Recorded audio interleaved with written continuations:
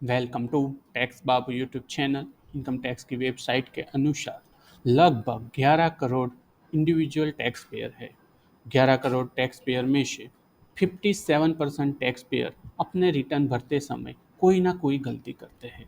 तो पहले हम वो सारी गलतियां जो हमें नहीं करनी है उसके बारे में क्यों मेरा इनकम टैक्स रिफंड क्यों नहीं आ रहा है, कौन से वो कॉमन मिस्टेक्स हैं जो मैंने की है, इसके कारण मेरा टैक्स रिफंड नहीं आ रहा है। तो हम ये वीडियो में पहले वो देखते हैं। सबसे पहली मिस्टेक कि हमने wrong bank details income tax return file करते समय आईएफएससी कोड, अकाउंट नंबर, हमारे बैंक की ब्रांच का नाम कुछ भी हमने गलत डाल दिया है। अगर आईएफएससी कोड और बैंक अकाउंट में हमने मिस्टेक किया है तो हमारा रिफंड नहीं आ रहा है। ये एक कारण हो सकता है। दूसरा कारण क्या हो सकता है? दूसरा कारण है कि इनकम टैक्स में मेरा बैंक अकाउंट प्री वैलिडेट नहीं है। इनकम टैक्स की साइट पर जाकर हमें हमारा bank account, account number, IFSC code, bank branch का डिटेल सब ऑटो पॉपुलेट होने के बाद, बैंक में दिए गए मोबाइल नंबर डालने के बाद उस पर एक ओटीपी जनरेट करके वो बैंक अकाउंट को प्री वैलिडेट करने की रिक्वेस्ट डालनी होती है।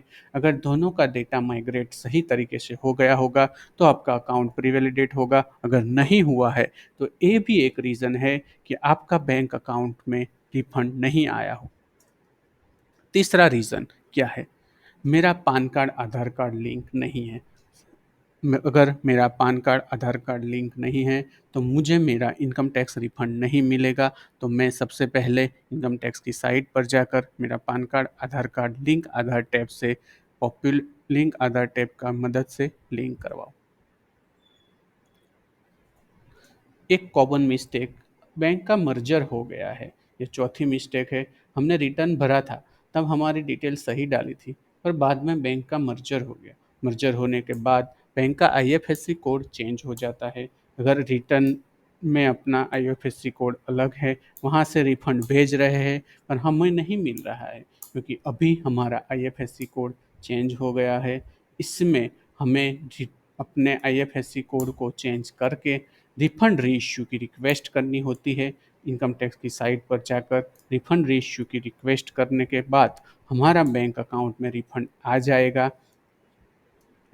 इसके आगे पांचवी मिस्टेक जो हमारा रिफंड नहीं आने का कारण है वो है हमारा पान आधार का डेटाबेस बैंक के डेटाबेस से अलग है।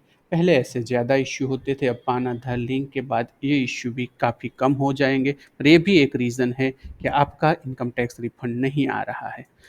ये एक कॉमन मिस्टेक होती है।